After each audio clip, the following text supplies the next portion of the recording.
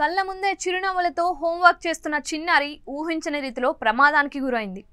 తలలో పెన్నుతో నరకయాతన పడుతున్న ఆ బిడ్డను చూసి తల్లిదండ్రులు తల్లడిల్లిపోయారు.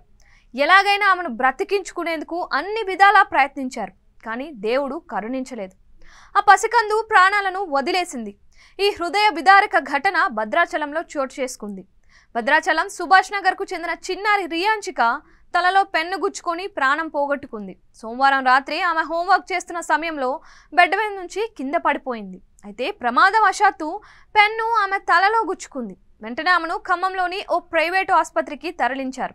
అతి కష్టం మీద వైద్యులు శస్త్రచికిత్స చేసి పెన్ను తొలగించారు. పెన్ను తొలగించడంతో బాలికకు ప్రాణాపాయం తప్పినట్టే అని వైద్యులు భావించారు. ఆమె తల్లి, కుటుంబ సభ్యులు ఊపిరి పీల్చుకున్నారు.